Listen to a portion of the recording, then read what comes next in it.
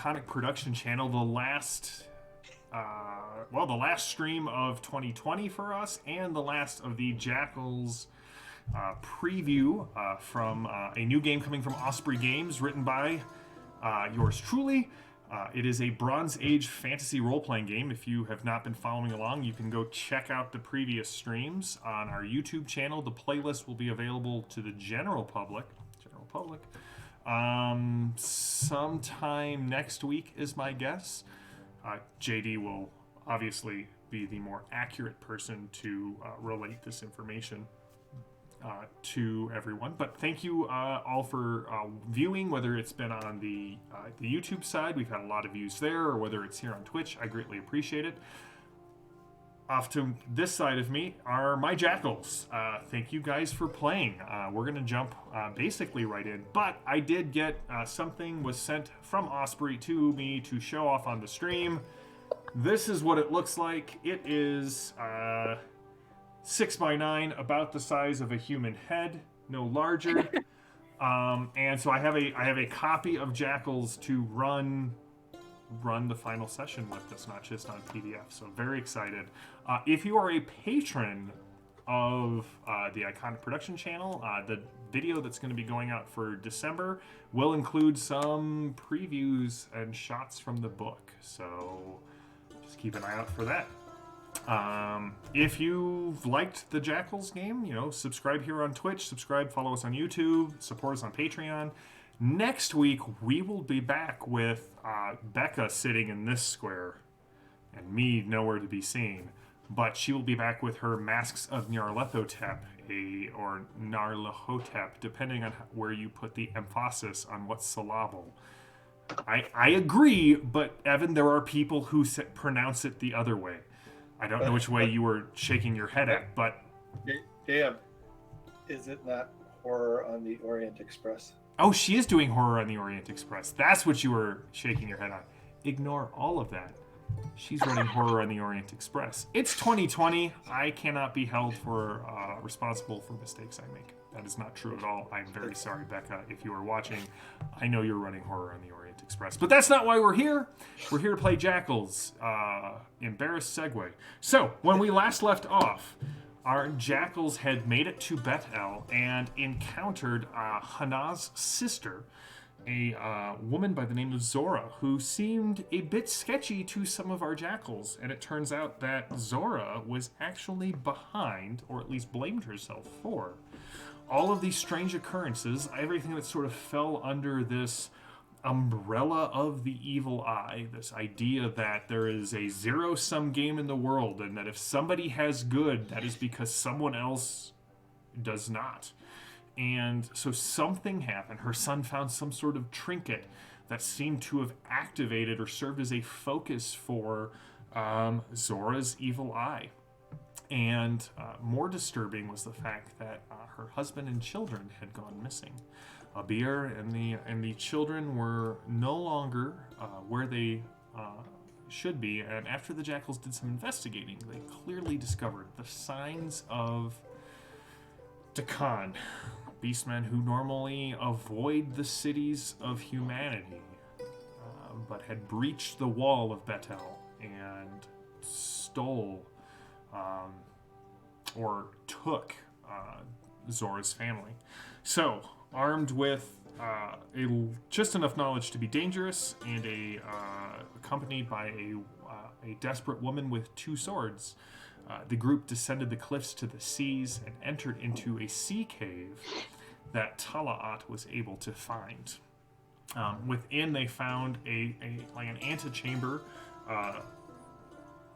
with several large statues that had been pulled down, several dead Takan in repose, no visible cause of death, the most peaceful Takan they've ever seen, although their eyes had been charred from their sockets, and a seal on a door which looked to have been violated and recently, but not so recently that there was not dust covering the stones of the wall that had been removed. Tawara and Famia recognized lines from the Shalafar, the book of holy scriptures for the Luwathi, that had a specific passage about casting those who followed the twisted path under the earth so that the light of the heavens would never shine on them again. And they heard from within the sounds of crying, the sounds of screaming, and their own names being cast out of the darkness at them. And so, you are in time, certified Torganic. You are in time. So that's where we're going to pick up. You guys are standing on the threshold, darkness in front of you. The light from Famia's hand, having invoked the right of the light of the dawn, the light from Lugal Vatan's torch, not really penetrating the gloom beyond very well. But that is where we're going to pick up. You guys had restrained Zora from rushing into the hole in the wall. Because she heard her husband call for aid. What are you guys going to do? I've still got an arm kind of around Zora's shoulders, trying to calm her down a little bit. She draws the blades that she brought in with her. Wait, all right, we're going in, but we need to do it. We need to do it logically and with a plan. Just wait. Don't rush in. But I hear him. Can you not hear my husband's voice? Can you not hear the cries of my children? I think we're all hearing things, but it's a trick. With that said, JM, I have to say, Lugal is going to start walking toward the darkness, torch first, just mace ready. All right. Lugal, wait. Because I don't have a magic missile to shoot the darkness except myself. You are the Lugal, missile. wait. Victim. You Let are me the go missile. in front.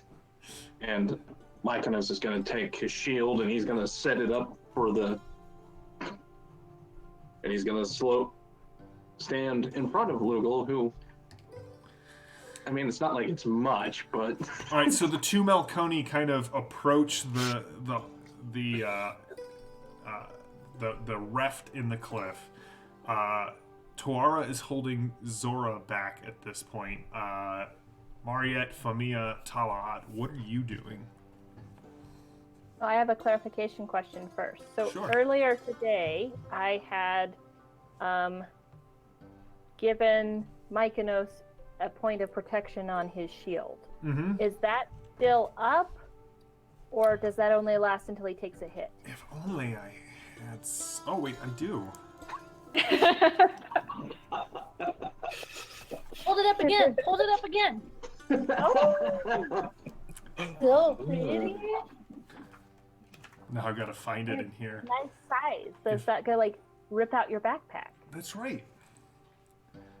In view of lesser elements, the duration is sustained indefinite until you dismiss it. So you will not recover. So it was 8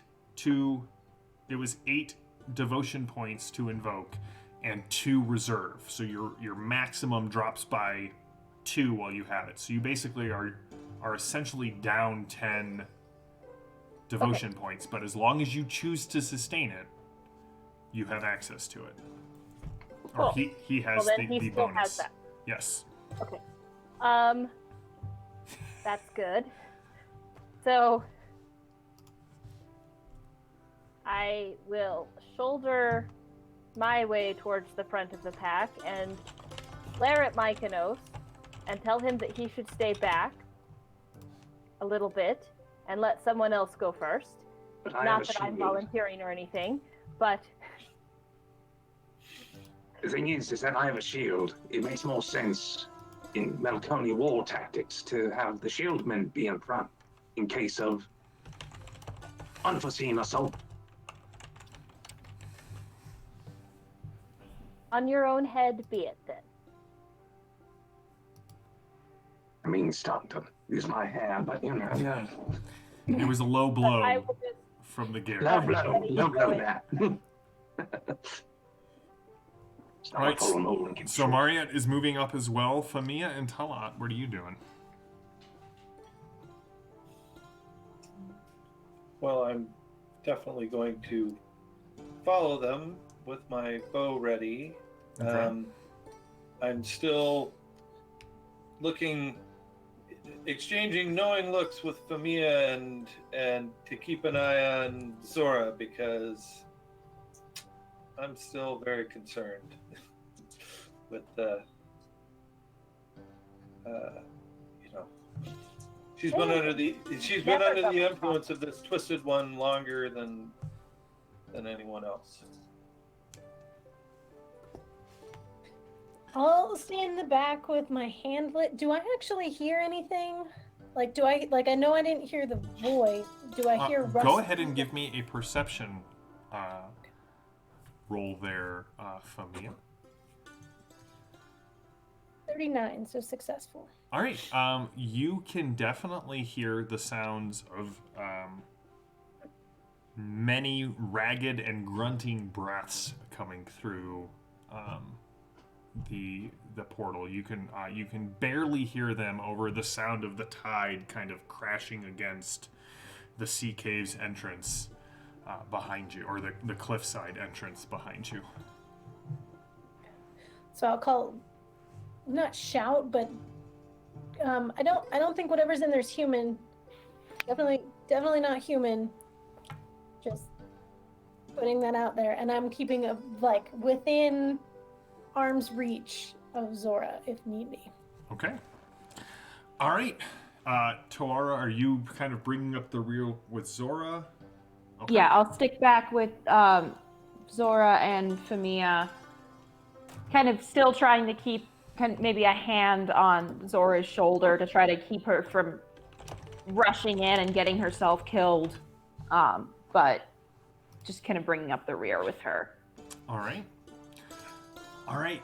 Beyond, Mykonos and Lugavatan, as you kind of step over this, you can see that the seal is about twice the height of a man, and they've managed to just kind of pull out the center part of it. You can still kind of see where the circle on the wall would have been, and as you step in,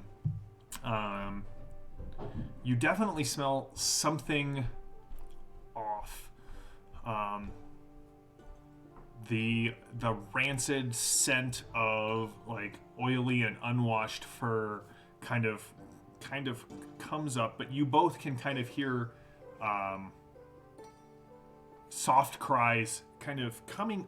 And when I say up, as you step through, you can see, because of Lugulvatan's torch, there is a stairwell set into a shaft that descends further down into the cliffside, and it kind of spirals out and around. And it goes down about 12 yards.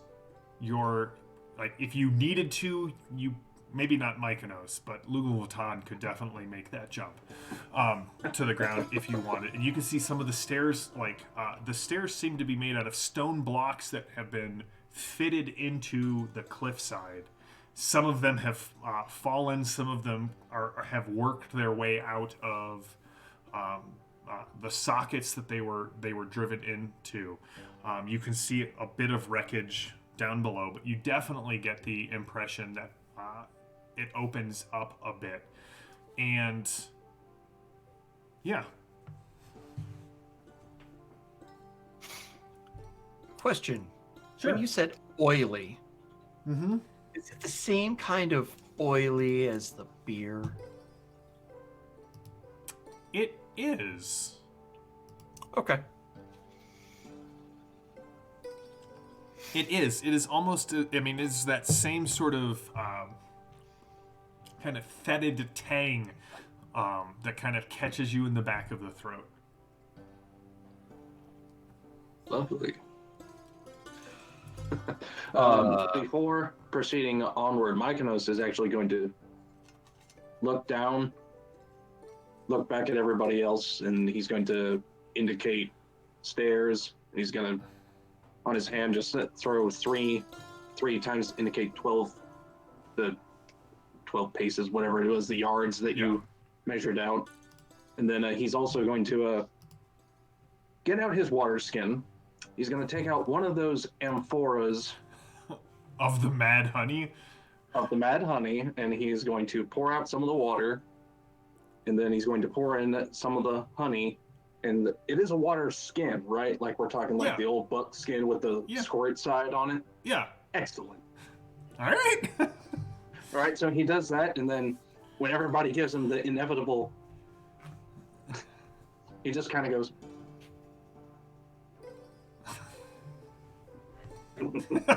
And Are then you pointing to the sundial on your... No, it's pointing to his head like using my brain. Oh yeah, no, Evan was pointing to it. Yeah, you've lost your signal, Tala'at. There's newfangled technology. Damn. Those All right. eyeglasses, so expensive. As you descend down the stairs, you can all clearly see that there are carvings along the walls of the stairs, and they sort of depict a skirmish between two groups of people. One of the groups of people seems to be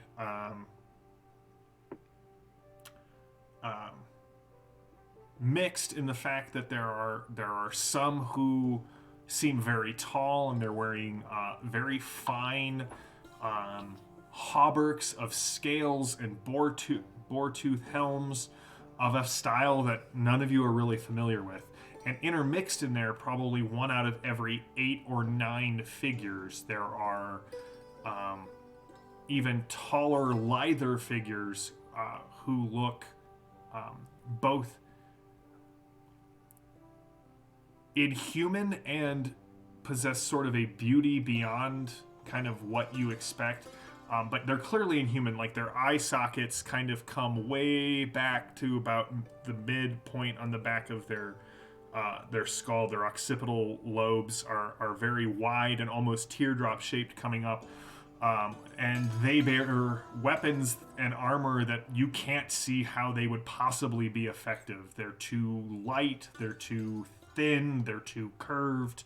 But they are at war with what seems to be a quartet of actually what seem to be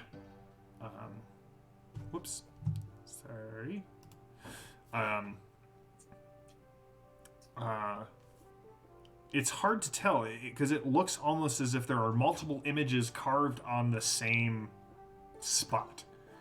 At 1 second, the torchlight and Famia's palm make them look like serpents. And another moment, they look to be like figures made out of fire. And yet, when you actually stare at them, they seem to be humans of a sort. And they do have... there are... Part of the carvings are... there are things emanating out of their eyes and out of their mouths. And it looks like these two groups have gone to war. And as you get down the bottom, it seems to be telling a story of how these 4 were overthrown by the other group and were bound in various points, this being one of them. And as you get to the bottom, you can see there is another sealed gate that has been broken. This one is made out of what seems to be silver. It looks like it's been chewed and hacked to pieces. There's just bits of silver on the ground.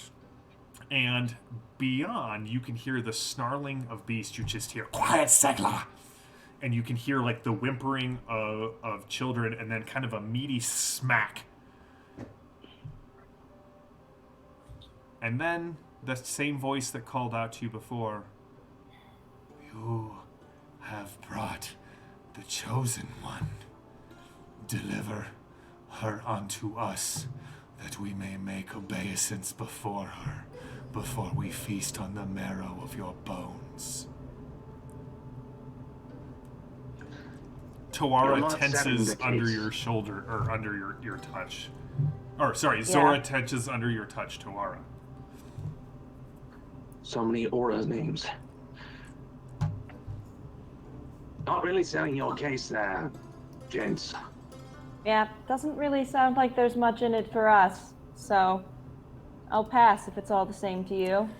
As Famia kind of gets down there in Lugal Vatan, the light is kind of, it illuminates a large chamber, and the sound of the water has never really left, and you can see why. There are cracks. At first you think they're cracks, but they actually look to be, there are carved thunderclouds on the top of this chamber, and underneath the carvings of the thunderclouds there's seawater dripping down out of the cracks in the walls.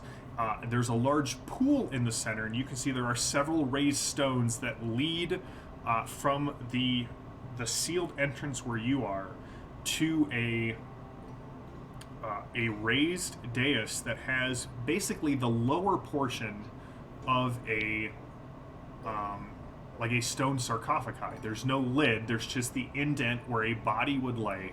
You can see several like oily stained black cloths that look like they might have been burial shrouds at one point.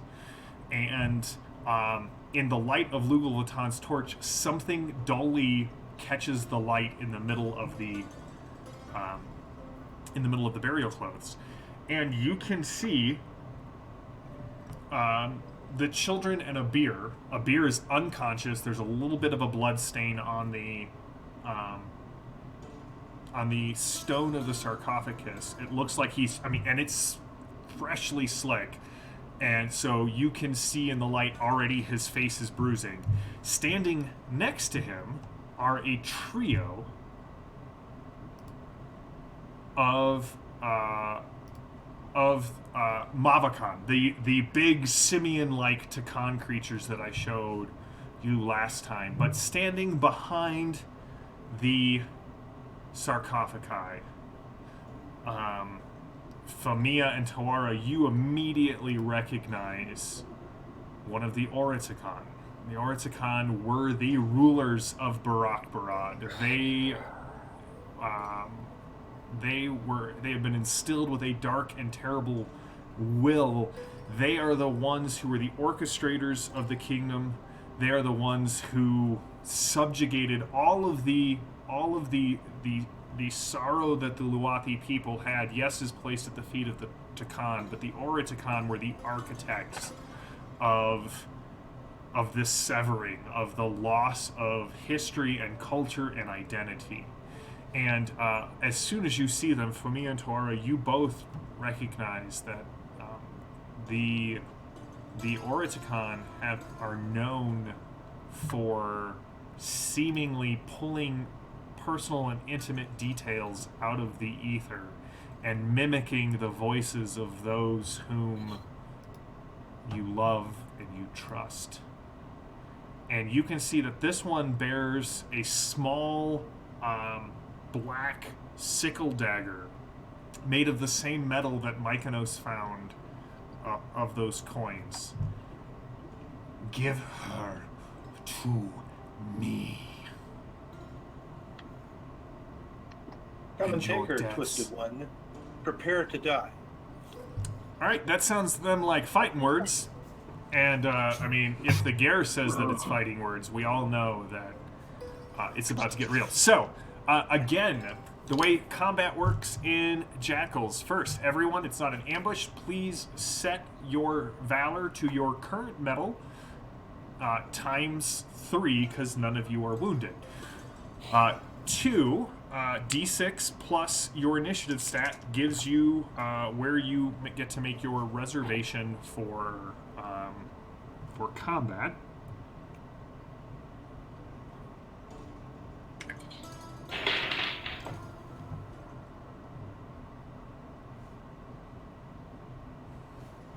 Alright, so let me just make this easy on myself. Did anyone get below a 13? Oh, that's not easy on me at all. Did I'm anyone sorry, I forgot what we roll. a d6 plus your deafness? That's right.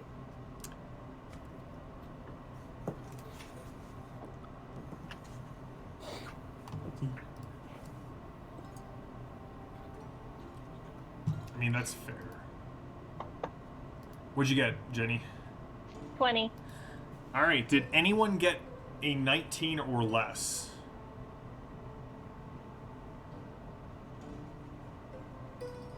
So everyone got a okay. All right. So all right, and Lugo Vuitton as well. I'm sitting at. Who Okay. got a There we 20 go, or 16. above? All right. All right, so if you guys remember, the way this works is essentially when you roll initiative, you're reserving slots for your side on the round of combat. So the way this is going to work, 3 PCs get to go. Any 3 Jackals, your choice. Then one of the groups of Takan will get to go. Then the other 3 Jackals will get to go. And then the end of the round will be the whichever Takan group hasn't acted as of yet. So, again, you have the causeway, you have water. You can see that the Mavakan are standing in the water, and it only comes about to mid-waist on them, which for the rest of you would come to about, like, upper chest. Between, so it goes you guys, the little causeway, the Mavakan, the sarcophagi with Zora's family, and then beyond the sarcophagi is this Oratikan. So, who would like to go first? I have a right that I think will help. So I could go first, and that'll give other people more things to use when they go. So I'm going to attempt Path of the Moons, which gives my allies, depending how many points I spend, gives my allies +1 clash point and a bonus to their combat skills. So I will attempt to use that. I'll choose, let's see, I'll go ahead. It's two devotion points per ally or target. Mm-hmm. So I'll spend 6 devotion points and get Tala'at, Mykonos, and Lugovatan. You get +1 clash point, and oh god, sorry, it's on a different thing. It's here somewhere. +1 clash point and a bonus to your combat skills equal to 10. If it goes off, yeah. Yeah, and that does in fact go off. I succeed. Awesome. All right, so go ahead and spend the clash point. So, essentially, for 2 rounds, you have this bonus. Now, what I find interesting about Paths of the Moon is there are 3 moons in the sky of Calypsis. So depending on, there are times of the year where you can't use some of the effects, but depending on which moon you're invoking, depends on what bonus. So you see Tuara kind of shine with the light of the war moon, and you guys all get a bonus clash point, and you all get a bonus of 10% to all skills in the combat category. So For now, 2 rounds. Now, Tuara, so 2 things. One, it ends at the end of your second, so it ends when you've taken 2 more turns. So you can actually delay when that goes off by taking a later initiative slot at the end of the second round. The other thing to keep in mind is that did not take your action. That just cost you clash points. So what would you like to do with your action? Oh boy. Okay.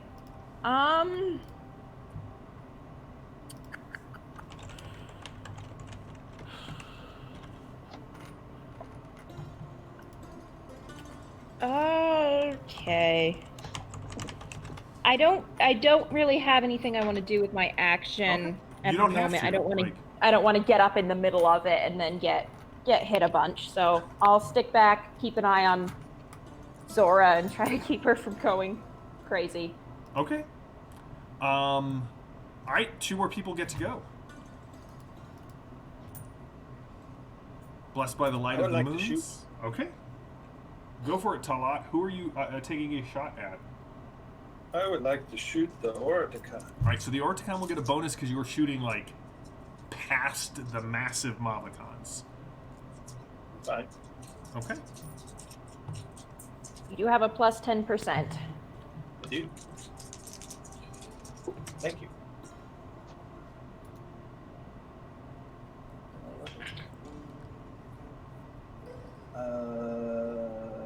All right, that is a 3, so that's a hit. I think. Maybe. That know. would be a hit.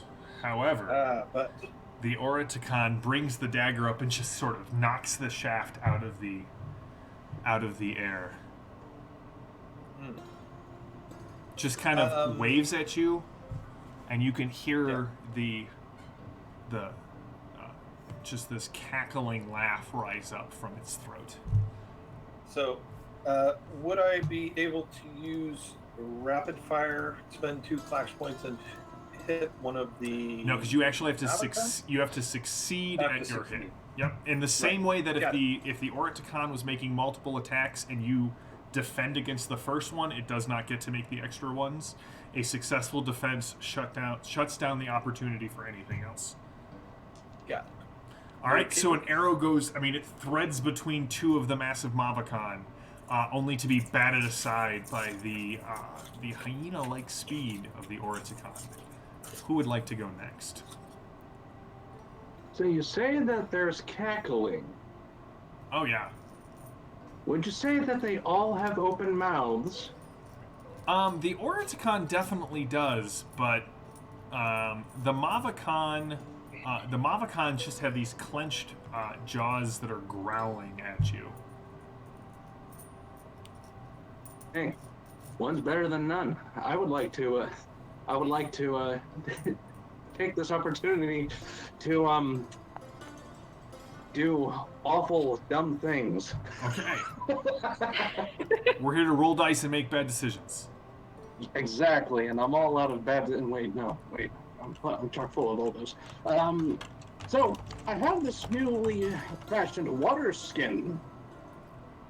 Okay. When you apply sufficient force to one end of a water skin, it tends to jet stream. I see what you were attempting to do, my friend. Who are you targeting? And are you moving any closer? Because I'm going to say that the short range on a water skin is really only about 4 yards, 12 feet with accuracy. So if you get within 24 feet, you can make the shot at half your ranged attack skill. If you get within 12 feet, well, then it's just a ranged attack. Hey, no guts, no glory.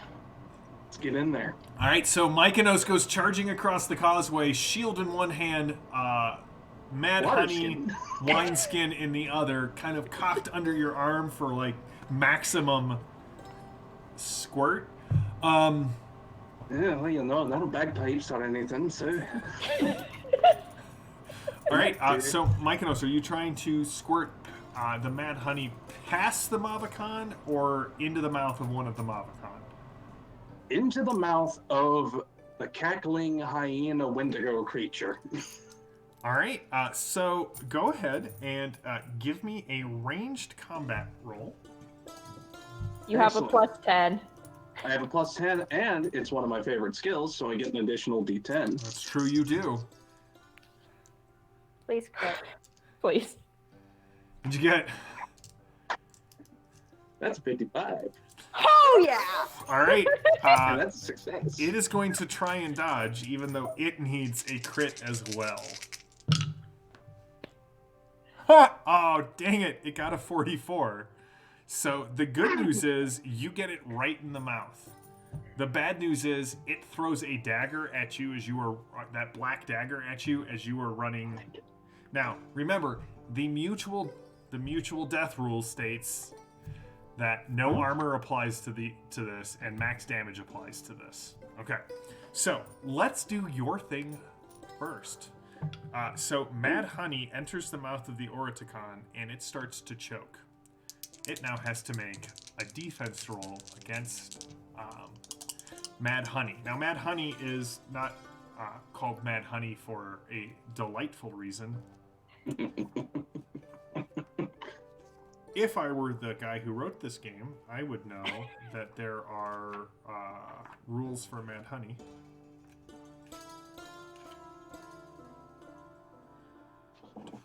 Only you had a shiny book to look them up If in. only I had a shiny book to look them up in.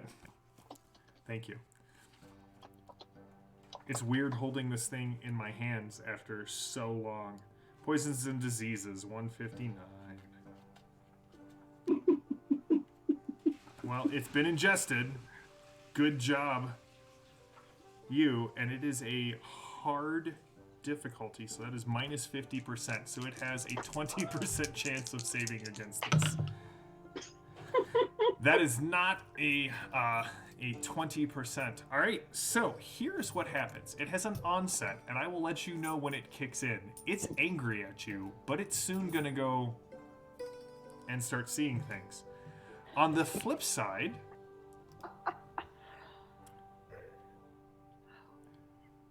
all right, so you get hit by the dagger. Now the dagger is just a dagger, as far as you know, but it does do maximum damage, which in this case is 20 points of damage that ignores your protection. It comes off your valor first, but now you both get a fate point. This is the only way for typically for villains or threats to get fate points in the game, is surviving a mutual death.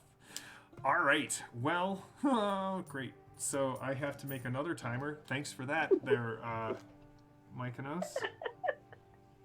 You want to play mind games? I'll play them too.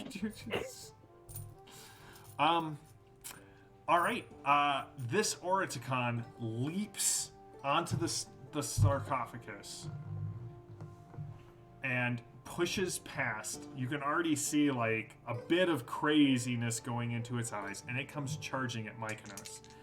Mykonos, would you like to spend a clash point to... Yes! I would love to use all these lovely clash points, especially since I have an extra one to spare. You do! You do. There was many thanks to Tawara. Seems that Lycos has blessed me with good company. And I will spend that lovely clash point and, all right, so remind me how clash works again, just for... So, you spend a clash point, which allows you to make a melee combat roll against his melee combat roll. If you rolled higher while still succeeding than the Oraticon rolls, you actually damage the Oraticon before it can damage you. All right, well, I am with a 78% chance here. That gives me a lot of room to work with. That does give you a lot of room to work with. So go ahead and give Is me the that roll. adding your plus 10? Okay. Okay. That is with Tawara's continued blessings of the War Moon here. If you guys can hear the sounds of coins clinking, I use these tokens from Broken Token as my clash points. So that's what that sound is. All right, Mykonos, what did you get, sir? I haven't rolled yet. I was waiting to make sure Okay, I go for it. understood everything there. That is, oh boy, got me close. 74. I only rolled a 53, so Mykonos, as he comes in, you don't have a weapon drawn, you just have your water skin, but you can shield bash this guy. And I think I gave you the shield bash damage, didn't I? Yes, D10. All right, do you have a damage bonus that would apply to this? I'm a frail old man. I don't think so. All right. But I'll take 9 damage. Its leather absorbs some of it, but you definitely get a solid blow against the Oraticon. It stumbles back, one of its teeth kind of soaked with the watered down mad honey, comes falling from its mouth and lands in the water. Now, Mykonos, you can see that beyond them, where the real like water that's flowing into pool, there's another one of those massive statues of this woman, kind of head held forward, veil dropping down, and you can see two streams coming out from under the veil, pouring directly into the pools. The area. All right, that is unfortunately my Takan's turn. That means the other 3 jackals get to go. So that would be Famia, Mariette, and Alugal Vatan. If anybody has any force multiplier abilities, I'm gonna let them go first. Not me. I just am, Nope. I'm rolling with what I got. Okay. Oh, you meant for your side. Okay, no, that's like Yes, JM. For my No, we definitely want you to go first, JM. every time in D&D when you guys are like, who needs healing? I always am like, well, my guys desperately need healing, and the PCs just ignore them. It's I mean, unfair. heck, I haven't gotten to play D&D with you, so maybe I'm different. Okay. I did heal some of Josh's bad guys once. Okay, so Mariette Yeah, and you did. Lugal Vatan and Famia. So Lugal Vatan says he's waiting to see if Famia and Mariette have anything to go with. I don't have anything to boost him. So please, sir, feel free to hack away.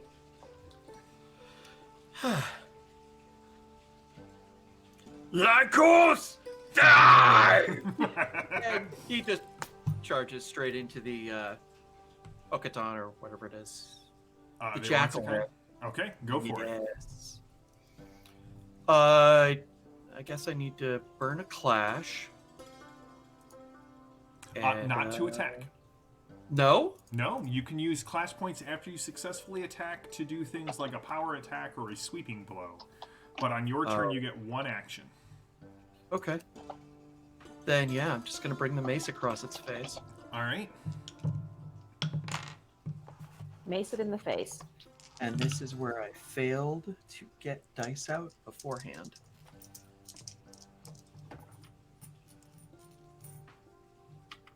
Well, I didn't critically fail, but I think I missed 76. All right. I'm at a As 55. as- I can fate on that, you can't I? can fate on that. Then I will fate on that. Yeah, that's much better. I succeed with a 54. It's not a crit, but I succeed. Well, this thing as you come running in, you have faith in your weapons, and this thing moves with the speed of a serpent, and with a 59, comes in and catches you across the arm. 4, 1, 2. I have enough dice. No, I'm just kidding. I mean, I do have enough dice, but that wasn't to be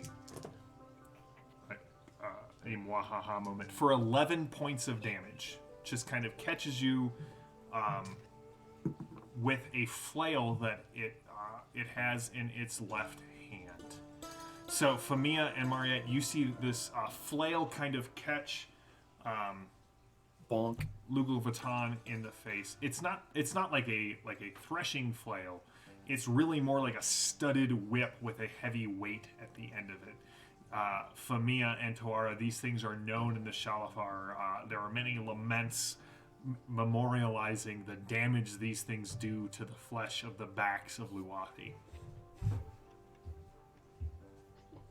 I hate that. Okay, then. Mariette, do you have any good ideas? Well, I had a grand idea, but it turns out I have to be within 3 feet of somebody bad. And I don't think that's a good idea for me right now. Probably not. So I'm just going to shoot with my bow. Okay. That works. At who? Whom? I mean, they all need to die, so I'll go after one that hasn't been hit yet, I guess. One of the Mavakan. Okay. Yeah. Okay. All right, I succeed With a? with a 49. All right. That beats my 43. So it tries to get out of the way, and your arrow catches it right in the chest. Go for it. That is 7 points of damage. All right. All right. Mariette's arrow goes flying across the intervening space, striking one of the Mavakan. You can hear behind you, under Tuara's care, Zora is definitely like calling out the names of her children. Famia, you are up. So I want to turn to Zora and say, what does he mean you're marked?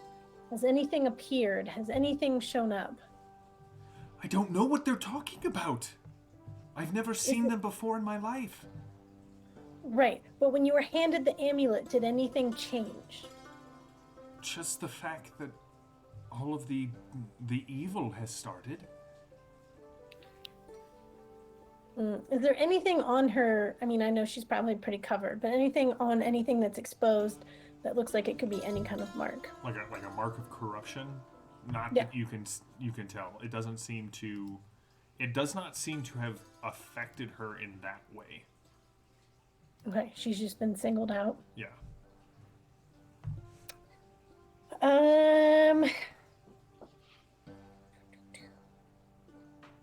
And I guess I'll use, still staying pretty close to her within hand's reach, use my staff sling to try and hit one of the Mavakan. Okay.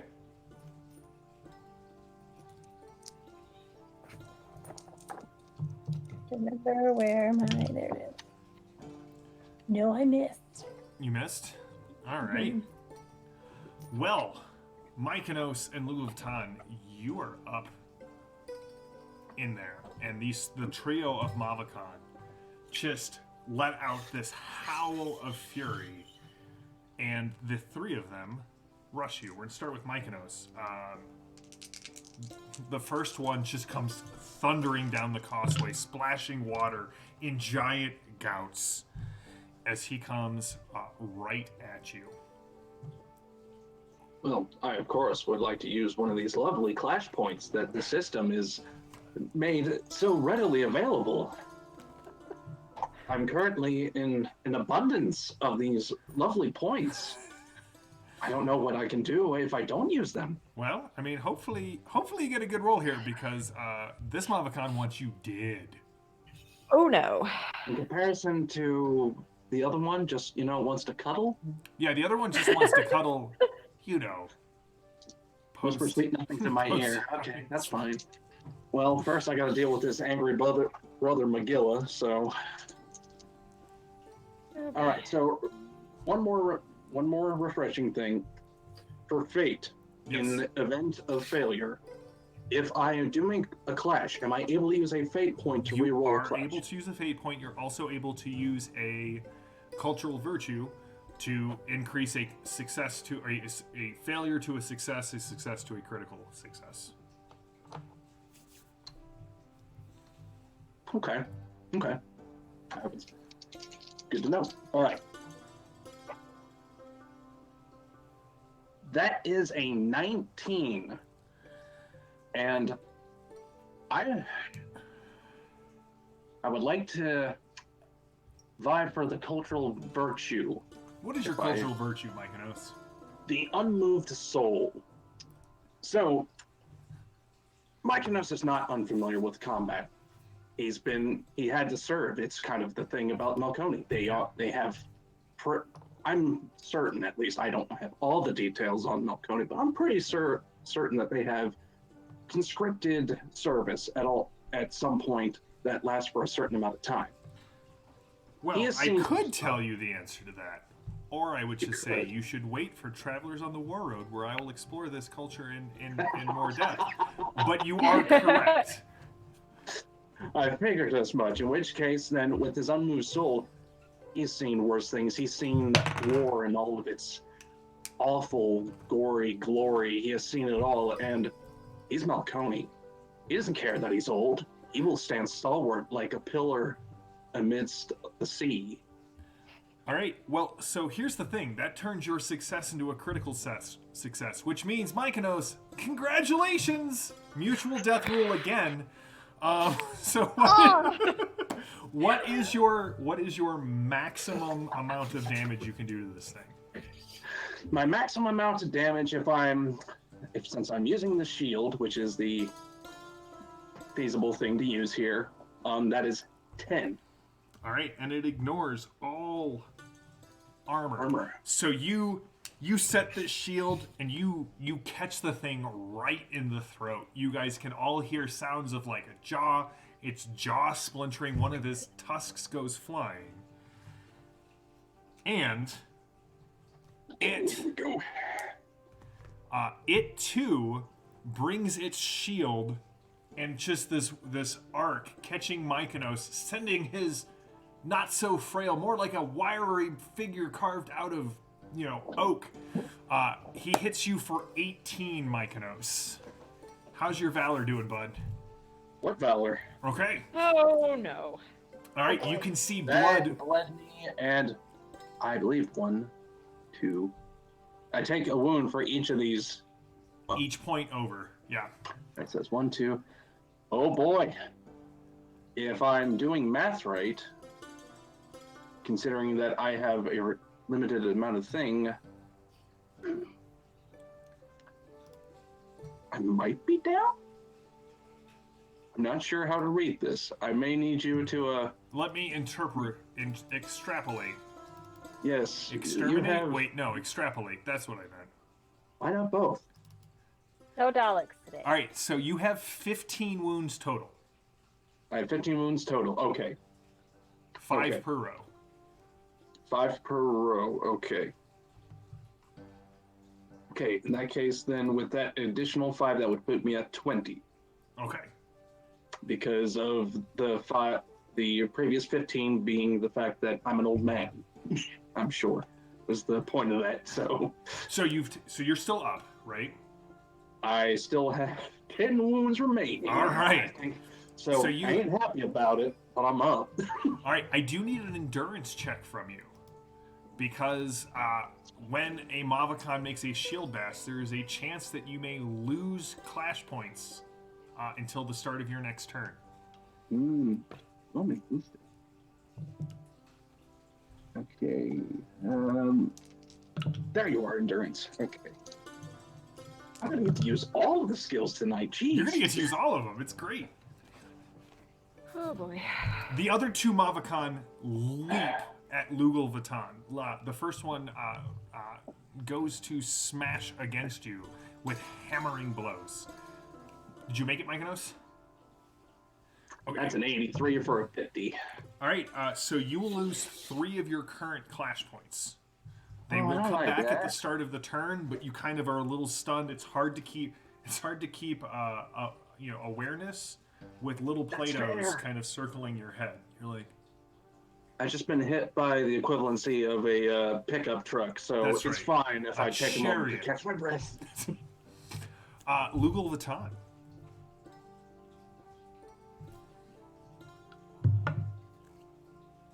You're there you Stupid mute.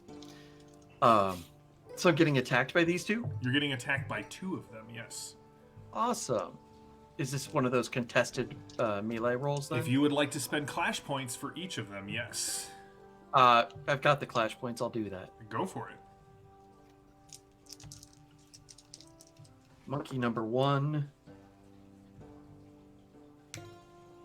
I'll take that 55.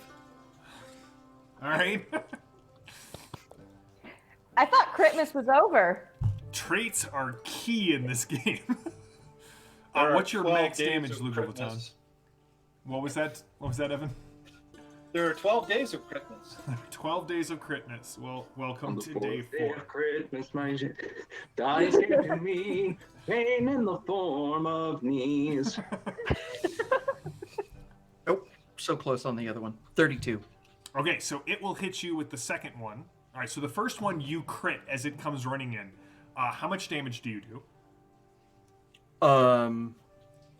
Dice So- roll, right? No, it's max damage on the weapon and max damage on the damage bonus. Okay, so 16.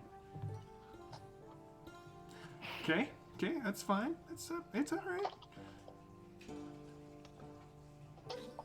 The second one lands, catches you with a hammering blow, for a total, and your protection will apply to this, for a total of 16.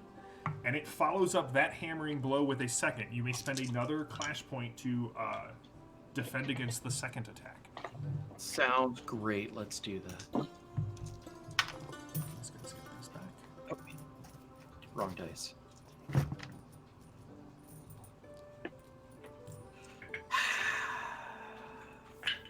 You know what?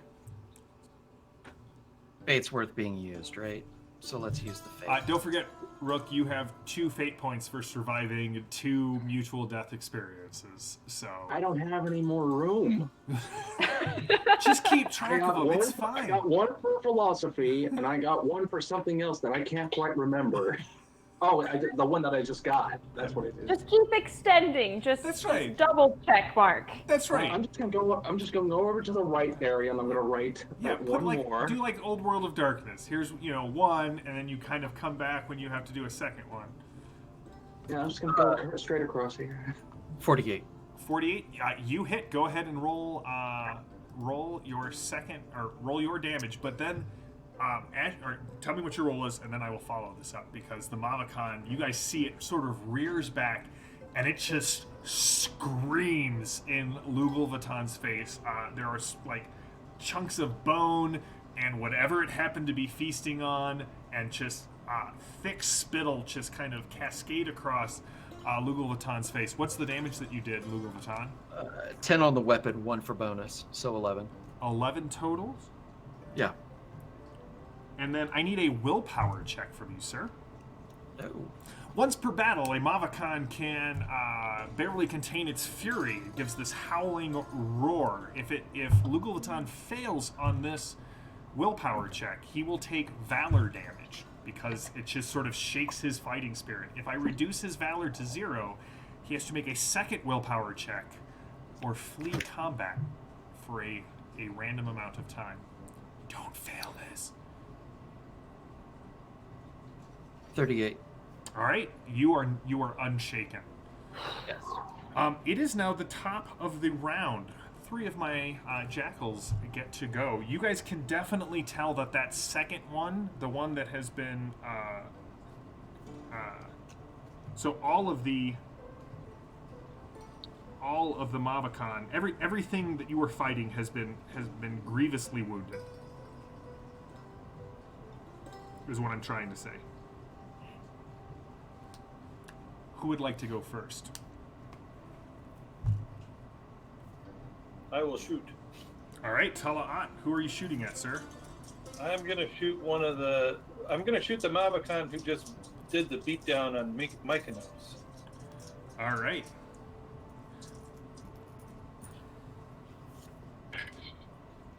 All right. That is a crit. Thanks to the bonus that I still have. Yes, you do. 77. All right. 77. So I've got good news and I've got Yeah. better news. Which would you like to Okay. hear? Well, let's just start with the good news, and we'll work our way up. All right. So here's the thing. You get all of the benefits of the mutual death rule because I rolled a 100. So this guy sort of like exposed its heart to you. So you will get a fate point for this. You will ignore his armor and you will do max damage. If you would like to spend the clash points to overdraw, you will do an extra 6 points of damage on top of whatever you do. Actually, what I want to do is spend. Well, yeah, I will.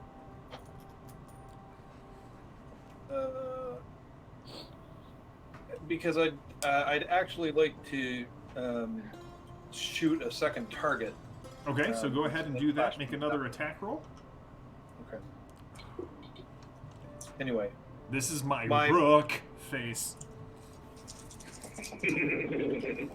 He has a fate So, point. anyways, trying to shoot the one attack that was screaming at Lugo. Okay. I hit with an 83 again, thanks to my bonus. Yeah, I can't even defend against that. Go rolling for crits. All right. Nope. And that's going to be 8 points. So 8 points on the second shot. How many was it on the first shot? 10 points is max damage. All right. So there's just a flurry of arrows. Trows are awesome. A flurry of arrows that go flying past, catching both, 2 of the 3 Mavakan. One severing something. You can see foul black blood just splurting out of the side of this thing. Who follows up Talaat's attack? Now, Talaat, you do get that extra fate point, so... Got it. I have an idea unless someone has a brilliant plan.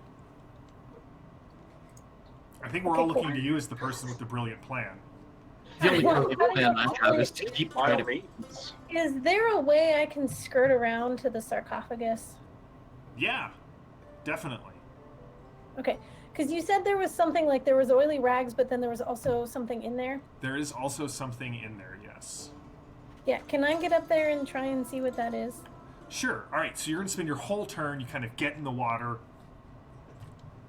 Now, here's the thing, Famia. When you get in the water, you know that people are bleeding in it, but the water seems to be remaining pure, and it's cold, but not like a sapping cold, like you were dunked into like glacier runoff or something like that. It is a bracing yet refreshing,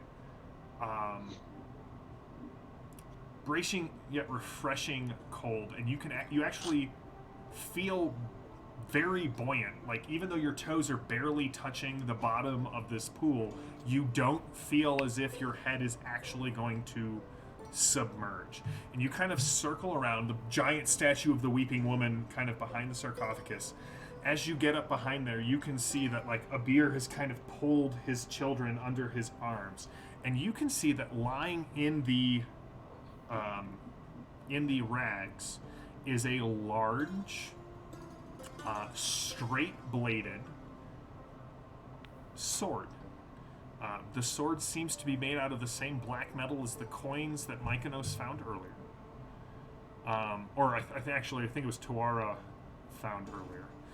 You can see there's some sort of inscription down the center of the blade, and what is most disturbing is that the cross piece of the blade is in the shape of a screaming mouth, as if the blade extends out from it. The hilt, the design of the hilt are 2 serpents wrapped around the hilt, biting a ruby at the base of or at the pommel of the sword. And as you look at it, the screaming face looks a lot like Zora's. Okay. Can I use my staff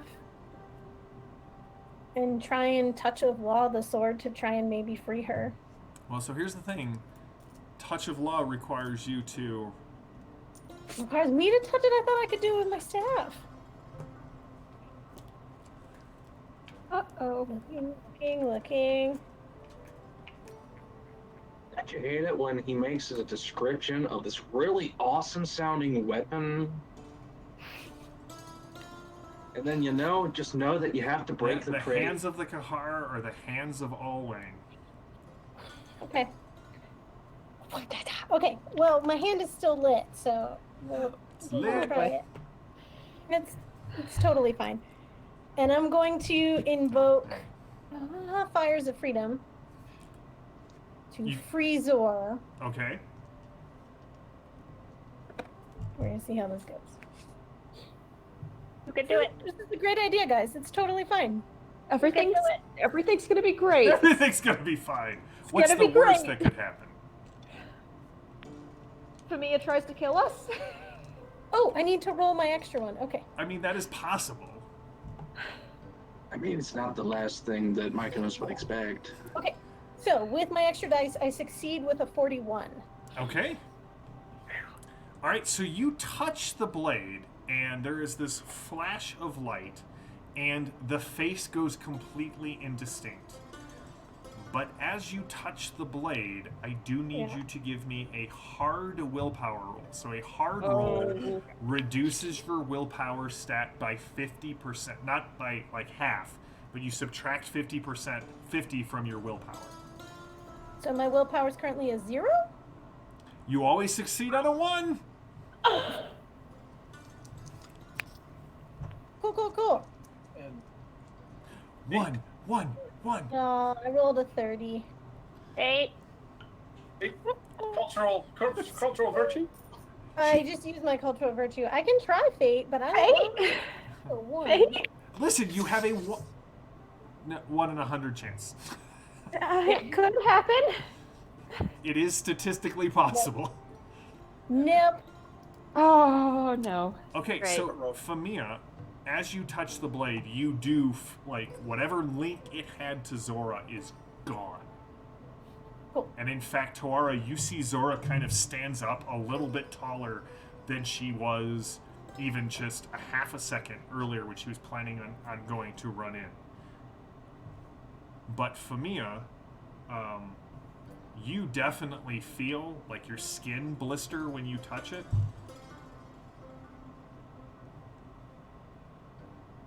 It's kind of a attractive Luathi face there on the blade. Looks a little like yours. You should really consider picking it up. Like, one more Jackal, and then the Takan get to go. Should definitely be Mykonos, right? Yeah, he needs his touch points back. Yeah. You guys have already like grokked that, and I love it. Okay. For the sake of the picture here, have I been able to witness this even in a daze? Like I've been able to witness. You friend kind of hit going the to an water. altar? I'll let you make a difficult perception check to see if you see it. So difficult rolls are at minus 25. Minus 25. I mean, still 50%. That's better than a Among 1%. those skills. But not with a 95. Okay. So So, no, a little like you got focus knocked into on- the water, you popped back up, water streaming down your face. Those loose teeth feel a bit looser. My left arm doesn't quite feel the same as it once did. Right. It's feeling a little. It's all numb. It's all numb and kind of bent in a funny angle.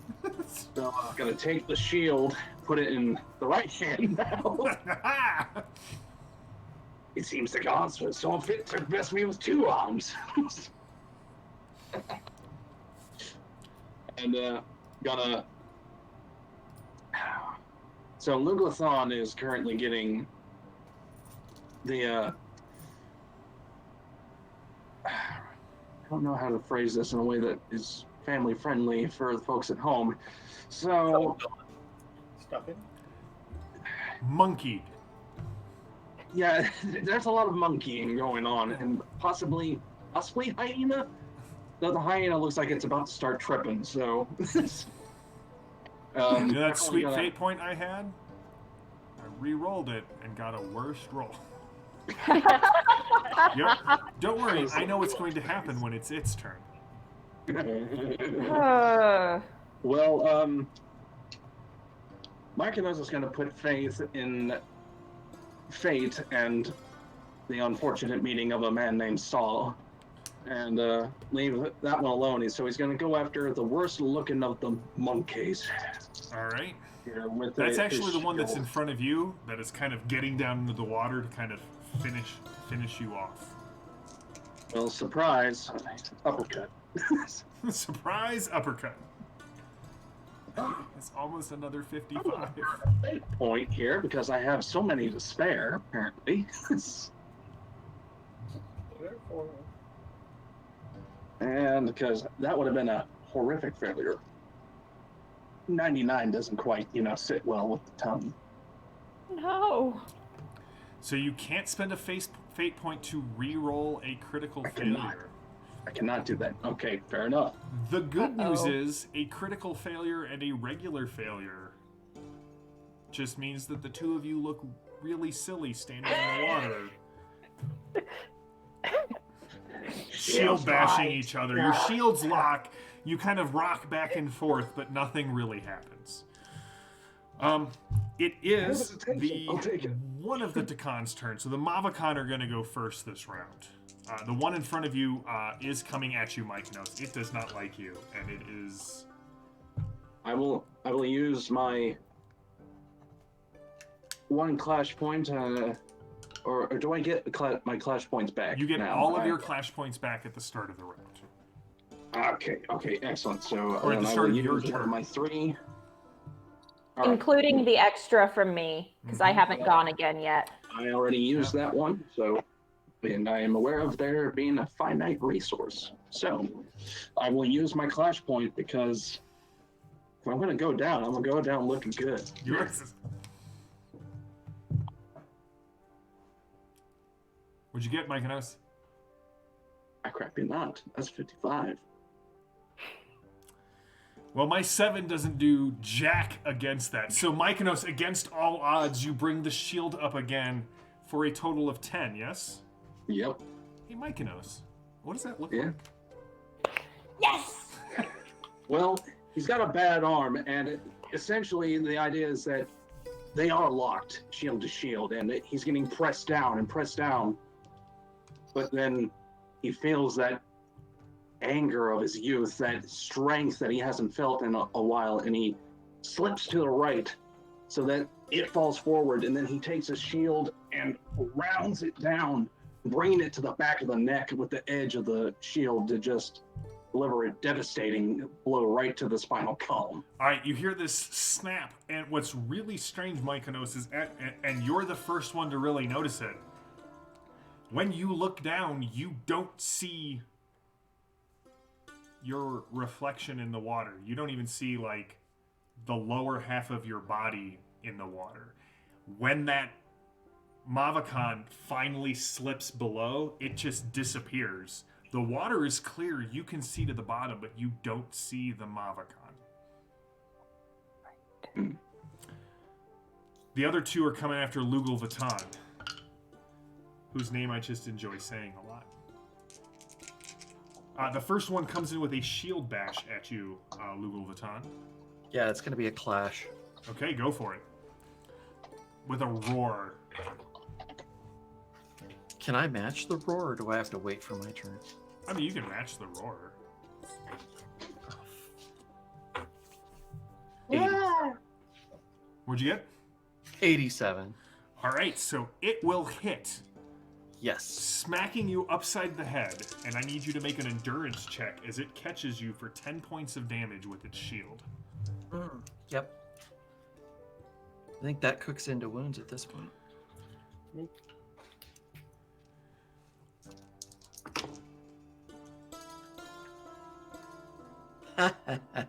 80. 80? Nope. All right, so Lugal Vatan, that's probably not going to be bad. Dice falling into heaters. I can't see anything that would possibly go wrong with that. Nothing could so go Lugal wrong. Vatan, it stuns you, causing you to lose 4 of your remaining clash points as the second one comes in. Do you have any clash points left? Nope. It will hit you also with a shield bash for another 9. Bones, and don't forget to take off your protections. Bones snapping as the 2 Mavakan come in.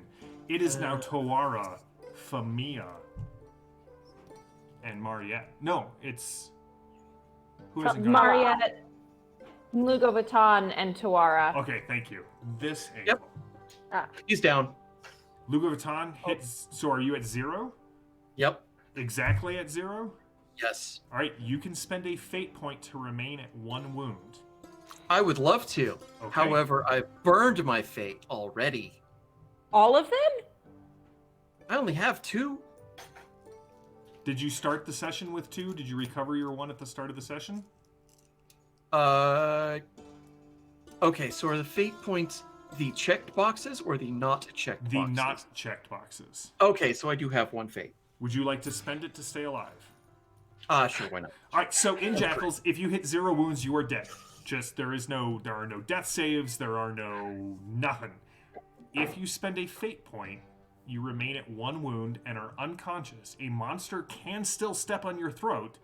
You can spend another fate point. It doesn't matter how far you go over. When you hit 0, if you have a fate point, you remain at 1. If you do not... All right, Mariette, Toara, and Lugal Vatan.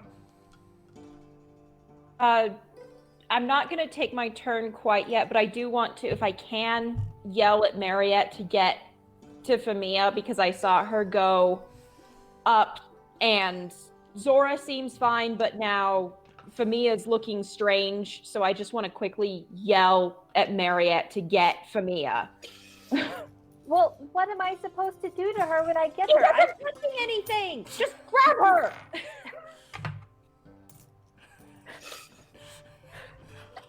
Mariette, what are you gonna do? Well, first I'm gonna shoot at the Mavacon that's going after Lugo Baton, and then Okay. can I still get to? Yeah, you definitely have Famia? enough movement Okay. to do that. Okay, so I will shoot.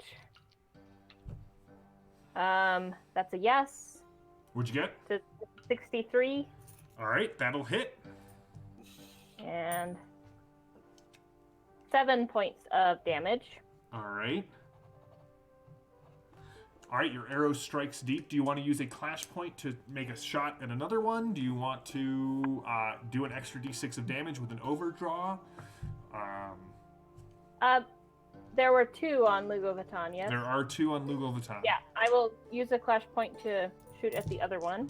Okay. Well, that is a 75, and I have 75. That is a hit. Okay. For another 7 points of damage. All right. And if I run up to Famia, how close am I to the big bad? If you Okay. want to try and skirt around, you can do that. No, I want to get within 3 feet of him, which is stupid, but I'm gonna. You are try. now within 3 feet of the Ortagon. Okay, then it's time to invoke the dust of Geb. So reaching into one of your Heckus pouches, you pull out the dust and don't Yeah. fumble this. I'm gonna really try not to. Because fumbling Don't with the dust fumble. of Geb is less and more. Okay. Do not fumble Yeah, this. it wouldn't be a JM game if there wasn't a chance of hurting yourself with a spell. I didn't fumble it, but I'm still gonna use a fate point, Okay. which was worse, so it doesn't go off. Okay. Damn. So you dust just goes flying. You can see Yep. that Famia is like really giving kind of that strange Labrador head tilt. Okay, Looking at- dear, come along. And I'll just like scoop her up and start being ready to drag her away at my next turn. All right, Toar and Lugal Vatan, who is going next? Does bear all things have any matter in this? Bear all things is your cultural virtue. If you just here's the thing: at 1 wound, you can pretend like you can just say my character's unconscious. Perhaps the monsters will leave me be. You can say I've got 1 wound left, and that's 1 wound to serve the gods. Bear all things would be like cool. You could bump a success to a crit because you're just like screw it. This is just what the gods have ordained, and I'm gonna go out standing on my feet. Okay. You make an attack on the Mavacon? Yeah, the one that hit me? Yeah. Alright, go for it, Lugal Vatan. Drawing yourself up, something's definitely catching in your chest every time you breathe. You can feel something grinding. Nope. Not with an 83. So you can bear all things and turn that failure Turn into that a into success. Yeah, why not? All right, go ahead and roll your damage. 9. All right, so Lugo Vuitton, what does that look like?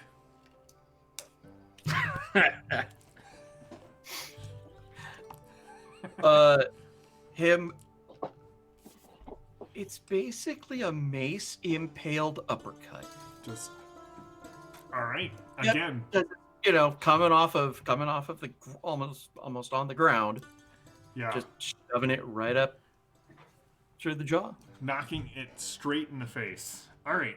So, unfortunately, it's now my Oraticon's turn, who has failed both of I his. still have to go. Oh, thank God, Tuara, it's your turn.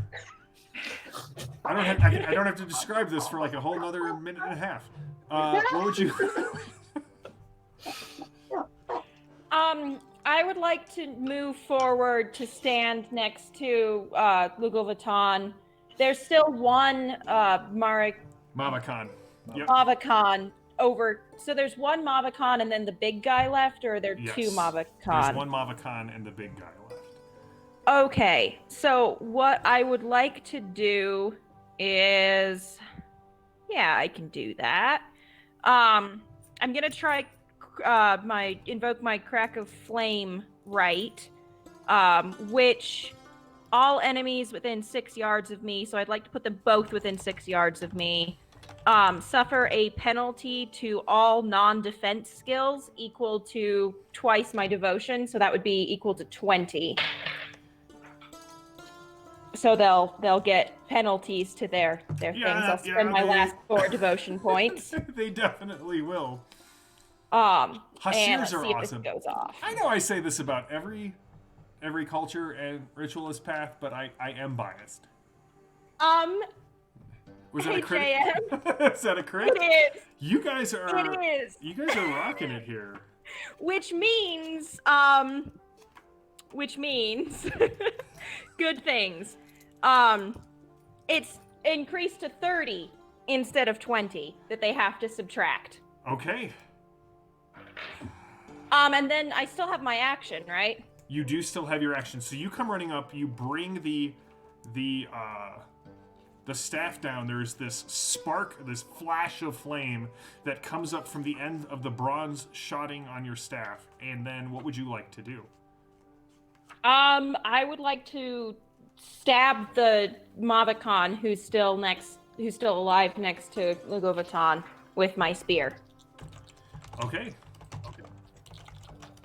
Okay, come on. What do we got? That succeeds with 76 out of 78. Well, they do not succeed with the minus 30 that they take from that crack of flame. So go ahead and roll your damage, Tuara. You bring the staff down and then across this thing's face. That's 10 damage. All right. Well, unfortunately, we've reached that other Oraticon's turn as Tuara comes in and like cracks the thing across the face. The Oraticon lets out a howl of terror. There is a little chart that I get to roll on for Mad Honey, and terror is what has been rolled. Mykonos, why don't you give me 2d8 and tell me what the total is for how long his bad trip lasts. 8. Okay, the Oraticon takes its turn and goes running out of the chamber and up the stairs as fast as its legs will carry it. Zora, no longer under whatever influence that may or may not have been affecting her, does go running in and joins Tuara in the fray. That minus 30 sucks. Who wrote this game? Yeah, it does. Who wrote this game? Hey, it's not my fault. You wrote it. That's true. I'm the one who gets the blame. Good things happen, bad things happen. JM, I accept It's all the your blame. fault. I accept the blame, like, wholeheartedly. She strikes a deep blow into the back of the thigh of the Mavacon. It is now 3 PCs turns. But before we get into this, like, you guys are going to be able to kill this thing, but I do want to just... Very few fights in Jackals should ever be to the death. There are multiple trigger points for the GM. When enough of the enemy has fallen, they have to make morale rolls, because Takan will not needlessly throw their lives away, and neither should PCs. I put the morale rules in order to encourage PCs to understand there may be times where you have to flee. Sometimes you are the pigeon, and sometimes you are the statue. But if monsters have rules for fleeing, then maybe... All right, so anyway, any 3 of you get to go. In fact, who would like to go next? Who plans to attack the Mavakan this turn? I'm just going to let you narrate its death, because there's really no way not to kill this thing if you hit it. I'd love to just spear it again. You guys okay with that? All right, Tuara, give me the narration. What does it look like? I'm just gonna look kind of across past it at Zora, and just give her a nod, look down at Lugo Vuitton, who's barely alive, and then just very kind of matter of fact, just smack it across the face, across the jaw with the haft of my spear. All right. Kind of break its jaw. It falls into the water, and again, you guys are now standing in this chamber, and there are no bodies. You can see the blood and the gore on the stones, but it does not mar the water. You cannot see the bodies beneath the clear, now like very slightly rippling surface. Famia, I do need another willpower roll from you. Oh boy. Don't worry, it's not at minus 50. It's just at minus 25. Is that all? Did you make it? You resist the whispers. Critted on a 22. Oh, you don't even hear whispers from the blade. You can see that this blade is lying in the burial cloths, but it definitely looks like whoever was buried here, their body's gone. You don't know where it is or what was the influence here. Zora comes running up to her family. Abir is still like groggy and out of it, but seems to still be trying to protect his children. Now Lugal, Vatan, and Mykonos. So there are scarring rules in Jackals. And Mykonos, what wound row did you get knocked down into? I am down into. I have one row full up on. Yeah, where are you, Master? Yeah, I have one row that is completely full. So you did not actually go into the second row yet? No. All right, so I just need you to roll me a D100 and tell me what you get. That's a 3. Fates be praised! No lasting damage. Amazing. Lugal Vatan, unfortunately, you get to make that same D100 roll at plus 10, 20, 30, 40, 45. So D100 plus 45. Scars tell a story of your valor. It's true. How about a... Wait. Yes, 61. Oh, So wait. Plus 45. Yes. So 106. All right. So we said that you were caught by the 2 shield bashes. That's what. All right. So the good news is it's scarring. It's not an impairment. So your bell got rung really, really hard. So hard that like the Mavakan's sort of like grotesque shield that he was using is now kind of imprinted. Your bones kind of cracked. They'll eventually heal, but they won't heal nearly as nicely as it was before. So the penalty for this is -2 metal permanently. So your metal drops by 2. And you basically have the trait scarred. It's a negative trait for pleasant social interactions, but gosh darn it, you can call upon it when you're trying to intimidate people, because you look scary. Now, if I may, what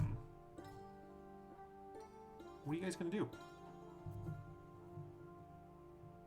There's still Takan that's, making its way the other Yeah, way. there's That's a still problem. him.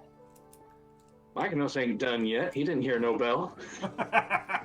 And then JM, would Tawara or myself or even Mariette know of any way of destroying this blade? You guys can give me a lore check. Now, I will say, remember how I said that you only get ancient lore when you encounter things from the deep past? All of your ancient lores go up by 3%. Because of lovely. the freezes, because of the statues, you just you come away with this with a little bit more sense of your place in a much larger scope of history. So this is just a regular lore This roll? is just a regular lore roll. Cool. Critted with an 11. Cool. Success with a 45. Mariette? I'm going to use my iron-like will and Damn it, determine to you remember know things. it. It's that point where you hit that question on the test and you're like, no, I know this. I know this one. All right, between the three of you, you're able to identify this as a ancient blade of some sort. Anything that possesses the ability to sort of transmute itself is sadly beyond the knowledge of even the three of you of how to destroy. With a crit, you basically have two really good ideas. Reseal this cave, although you're really not entirely sure how you would be able to do that and put the wards back in place. You could take it back to either the scriptorium, where Famia and Tawara know that there are vaults underneath the scriptorium where when the Luathi encounter something they can't deal with, they bury it. You're pretty sure that there are some Grand Heckus in Ger who might be able to deal with it, but that's carrying a tainted blade for months as opposed to a couple of days. Well, I mean, Should obviously take it something back to the so beautiful Scriptorum. has to be of Gare make, but perhaps the Scriptorum is our best bet.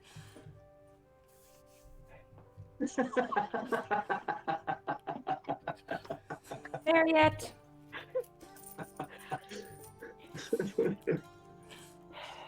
That'll be my vote. I am happy to carry it since, it's already got my face on it. But I'm gonna wrap it up pretty heavily before I try and, unless someone else wants to take it.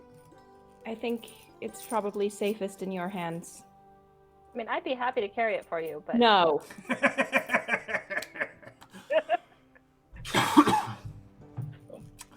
You're giving me a certain kind of anxiety now. Gee.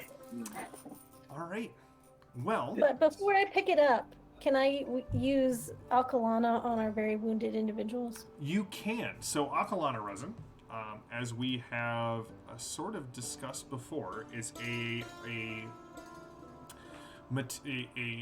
alchemical aid that can be used to instantly recover wounds. It can be used once a day. So, yeah, you can use Akalana resin on each of them to instantly heal a d6 wounds. Okay. Lugal, you get 3. And Mykonos, you get 2. All right. Well, seeing as we're after 8, and seeing as I do want to hand out advancements, are you guys okay with a bit of a narrated epilogue? All right. Famia wrapping up the blade, the jackals return. You have to spend several hours in this cave until the tide retreats enough. You're not sure, but maybe that shadow is the Oraticon's body being bashed against the rocks by the incessant tide. Maybe. Abir is strangely reserved. Even when you explain what's going on to him, he seems very upset at what happened. Spending the night in Bet El, Zora kind of gets the children to bed, puts you up for the night. And the next day, you head back to the scriptorium where you will be rewarded by Hana for your aid of the town. What mystery, who built what's under the town of Bet El and what it portends, that's for researching in the scriptorium. However, on the second day of travel, you all notice a figure following you down the same path that you took. And if you wait for them, you recognize her, the figure of Zora. Linen armor, freshly purchased, blades at her side, a pack on her back. Turns out explanations don't make up for whatever happened. As you head back to Amina Nawani, you do so in the presence of a new jackal. So, that is Jackals. Now, we did passive advancements. First of all, I hope you guys enjoyed it. Chat, I appreciate it. I hope you enjoyed it, but I'm really concerned about the 6 of you. I hope you guys enjoyed it. Now, I loved it, even with the handicap. Before we do kind of like a debrief, let me explain to you kind of what happens after an adventure. First of all, I give you active advancements. They're way cooler than passive advancements. So you each earn 3 active advancements for this adventure. Now, what that means is, so with an active advancement, you can increase a skill that's less than 100% by 10%. You can increase a skill that is 101 or above by 5%. Ritualists can learn new rites, coming soon in the Travelers on the War Road book. You can increase any attribute by 1. That includes devotion to a max of 22. You can get a new trait. Now, there are lists of traits, but if Mykonos is, if Rook, if you really were like, listen, I really want a trait that applies to this skill in this specific way, you have the full freedom to devise a new trait. So increasing an attribute costs 2, gaining a new trait costs 3, and if you are not a ritualist and would like to be, you can spend 3 active advancements to learn how to become a ritualist. Now, the other thing is, every 2 adventures, you get so Jackals, there are 2 seasons in the Zaharets, the dry season and the wet season. In general, Jackals can adventure for about 2 adventures a season, and then they get to take a downtime action. Now, seasonal actions are... So remember how I told you that Jackals is all about being someone without a family who has walked away from the community, who's seeking their own fortune on the war road? I lied. Mm-hmm. That's what the action phase and the adventure phase is for. But what do you do with the money you earn? What do you do with all of these other things? Well, seasonal actions tie you back to the communities that you're a part of. So, essentially, you can atone if you gain corruption. Famia. You can take the atonement action and try and reduce your corruption. You can carouse, which is basically wasting your money on wine, companionship, and parties. It gives you advancements. You can actually just blow your seasonal action to beef up your jackal. You can craft or commission an item. You can find rumors. You can research things. So if you guys wanted to figure out, hey, what's going on here, you could spend a seasonal action researching. And what you can also do is what's called, so all of you have a a stat that's not on your character sheet that the GM tracks called Kleos. If you're familiar with the Iliad, Kleos is the desire to be remembered after you die. When Achilles says it is better to, go down to Hades because I died in the Trojan War than die as an old man and the farmer, which he later recants in the Odyssey. But that's about Kleos. It's about establishing a legacy, and there's a lot of things that trigger off Kleos. If you want to spend a seasonal action basically bragging about yourself or writing songs or poetry about yourself, your Kleos will increase. Now, it naturally increases, but there are certain things that have Kleos thresholds, like building a home in a town or acquiring a patron. But those are all seasonal actions that you take, and the more you take seasonal actions, the more you become invested and part of the community that you started off sort of shunning. So there are multiple paths to retirement in Jackals, and seasonal actions are one of them. All right, I know I just dumped a bunch of stuff, but did you guys enjoy Jackals? Yes, absolutely. Yes. Yes. Yes. I realized that, pretend I'm not the person who wrote it. I do appreciate all of the kind things you have said to me over the month. What did you like about Jackals, just for the people who are maybe watching on YouTube, who are catching this, not having seen the other three? Like, what did you guys enjoy about it? Like, what stood out to you? To be honest, the main thing that stood out to me personally is the fact that this entirety of layout of sheet and just mechanics in general that lend themselves really well to a method that you intend. For a Bronze Age game, everything sorts itself out to an extent. There's things that make sense, things that normally would be really difficult to try to figure out in another system, such as the clash points. How do you get a duel to happen, essentially? And a clash point is a great way for duels to be a valid thing to take place, because it gives somebody a chance to have this massive cinematic way of combat, which you don't get a lot of in a lot of other RPGs. You get the best description that a GM can come up with, but there's sometimes you have to hunt down, what does this spell do? Does this do? But with this, it's all pretty clear cut and right there, and it is just, it's brilliant to me in terms of just a system to use. This is one that I would look at and be like, does it have to be Bronze Age? Just to toss this out there, I'm working on adapting it to a sci-fi setting as well. So, Oh, thank God. because I'll be honest, you know what the best part about a science fiction version of Jackals is? When you throw a grenade at somebody and they have no clash points. And it goes up. It's that scene in the movie where the grenade lands and the guy looks down and looks up, and then it's just an explosion of fire. I'll rope you in. Ro. Alice, what about you? Like, I'm just gonna go across the top, and then we'll go across the bottom. Like, if you had to pitch this to somebody, like, what did you like about it? Best combat system that I've played. Like, streamlines combat, makes it fun, makes it dynamic.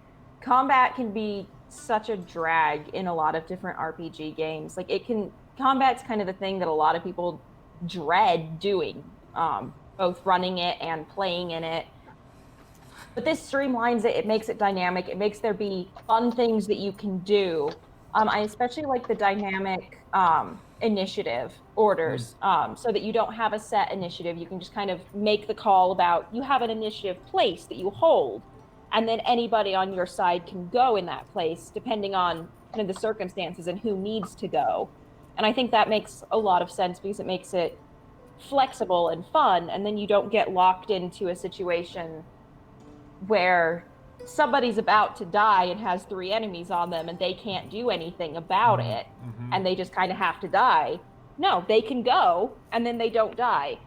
So I especially like the kind of placeholder, anybody can go initiative system. And then also just the clash system for combat it's the best. I don't hate combat in Jackals. Yay! And that is saying a lot. I know. So one of the things I noticed as a GM that was interesting and was not an intent, but I run really large groups, and there's sometimes with like static initiative where it's like, well, I can check out until it's my turn again. But with clash and dynamic initiative, I noticed that like even in a large group, the players are all like, okay, wait, what's our best move right now? Even if I'm not a part of it, maybe I see something that everyone else kind of has missed. Phantom, what about you? And you don't have to say anything, by the way. I'm not trying to put anybody on the spot. Mute. Mute's a thing, right? Yeah. This is taking all of the best tricks and toys out of several of the best game systems I've played. And yeah, to match Alice, sure, Lugal Vuitton got his butt completely handed to him, but that was some of the best cinematic hero fights where, you know, you're being dogpiled and you're still trying to go, you're still going down fighting, instead of just it's all pile on and then maybe you can, you know, take a hit back at somebody if you're still standing. Right. This was great. So Well, thanks. Jenny? Okay. I mean, obviously, Clash is awesome. Like, No. there's no. I am definitely one of the I hate combat club. Everyone who plays role-playing games with me knows this. Everyone who's played at my table when I've run games knows that I hate combat. I will do Can anything to avoid confirm. it. Can confirm. But it obviously Clash makes that really good and fun and easy and dynamic. But I also really like my favorite class that I've played ever in D&D is the Divination Wizard, because you have so many different chances to change the outcome. And I like that mechanic is just built in right here. We have fate points, we have cultural virtues. There's ways you can push the roll to make it work in your favor. And I really like that aspect of the game a lot. Having those different chances for success, even when you fail and fail again. Maddie, you've been playing Jackals the longest. You have been part of the game since it was originally just a 2-page, hey, I think this is how the game will work. Yeah.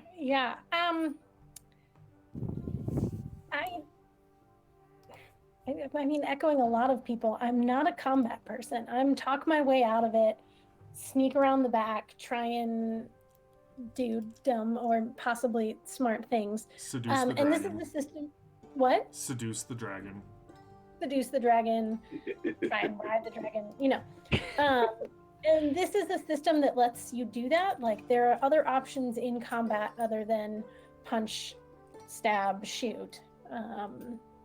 And even being a magic user, because there are other games where I've been the magic user and you're very limited in your scope of what you can do. It's either attempt to cast off a spell and it fails, and then you've essentially used your turn. Wherein in this, you know, I can attempt rights, I can also fight, or I can wade through water or read walls or find spears or all of that kind of stuff. And that curiosity is rewarded.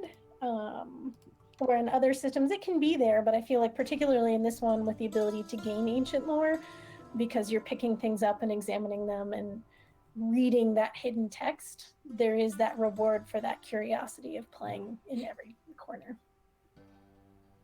Cool. Evan, I don't mean to save you for last, but that's where you're at on my screen. Just happened to be where I landed. So of course the setting is great. The cultures offer this broad variety of play types and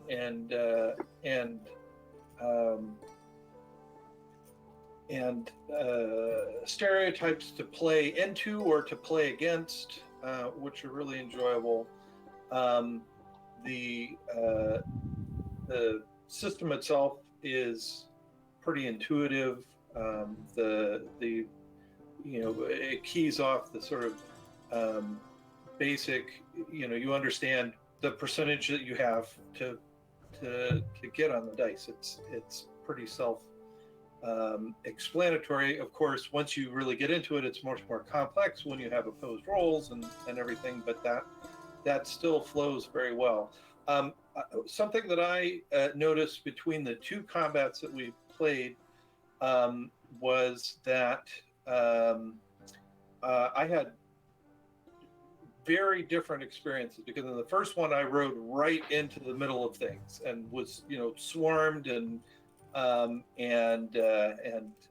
fighting, and in this one I stood back to play more of the sniper role and conserving resources, and always trying to think about how I could spend things, and there is a sort of push of the system to like get down there and not stand off necessarily, particularly because of the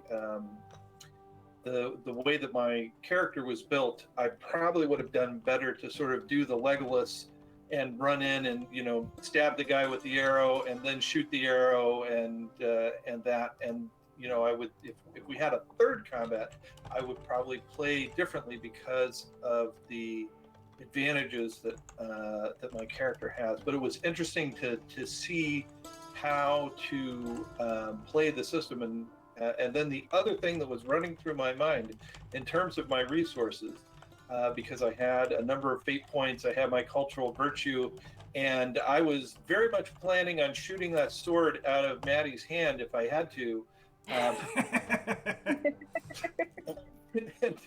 It's like, well, I'm just going to turn that into a crit with my cultural virtue, because I can't let Familia go crazy, but I also, I don't want to kill her, but I don't want her to be, taking whatever that is, the evil sword and killing us all with it. So, the resource management does keep you really actively engaged and interested in thinking about how to use the narrative tools and the manipulations you have on the potential outcomes of the roll of the dice. So, I really enjoyed it. Awesome. And I look forward to seeing it grow. Not every system is suited to every, mode of play, but this one looks like it would be very portable. Writing a science fiction version, we'll play, definitely. Yes. Well, thank you all. Like, seriously, I just want to take all of those clips and make, like, why should you try Jackals? Check this out. I appreciate you guys taking 4 Monday nights to just hang out and play Jackals. Yeah, I love it. And just so you guys know, I will be running playtests of Travelers on the War Road, so you guys are probably going to be the people I call to ask to, yes. Sign me up. Yes, you guys will have to try all new lights and all new cultural choices. I'm really excited. There are no talents for ancient lore, because getting ancient lore above 100 seemed like not something to worry about in the core rulebook. But there will be talents for ancient lore in the future. So this has been an Iconic production. We're Iconic Production. If you liked this, please subscribe here on Twitch, subscribe on YouTube, follow us on Twitter and Facebook. We do a ton of great shows. We've got Exploring Glorantha, which is Evan and I just talking about Glorantha. If you don't know the setting, this is the show is designed to give you a place to jump off into. Becca runs an amazing Call of Cthulhu game, which I now can say with 100% certainty is the Horror on the Orient Express campaign. And on Fridays, our friend Josh runs his 5th edition game, It Gets Worse, a very aptly named D&D campaign. It really does get worse. It really does get worse. If you like us, we all can also be found on the Ulysses International channel on Tuesdays and Thursdays. Not this week because we are on break, but next week we are going to be doing, we will be back with Torg on Tuesdays and Fading Suns on Thursdays on that channel. Follow them as well. They are great folks, produce a ton of great games. Thank you to a bunch of people. Thank you to JD for her tireless work as our producer. Thank you to Kelly for the beautiful art. We will again link to her art station website thing. I'm good at promoting. She does an amazing art. She did the frames for Jackals. She did the frames for Call of Cthulhu, and she's working right now on a really old school like graph paper doodle. Like old school 1977 D&D one for Josh's King. And then thank you to Osprey for publishing Jackals. Check them out at Osprey Games. They got a ton of great role-playing games. They got a ton of great board games. And if you enjoy military history, they have you covered. That's really where they started off at. They have just hundreds, if not more, books on everything from ancient Rome and ancient Greece all the way through to, you know, modern looks at different aspects of war and campaigning and soldiers and weapons and all of that. So thank you all for tuning in for Jackals. I am JM, the Lore Master. These are my Jackals. We will be back next week with Call of Cthulhu on Monday, Torg on Tuesday, Fading Suns on Thursday, and of course D&D on Friday. So until next time, stay safe, stay healthy, stay gaming. We will see you next year.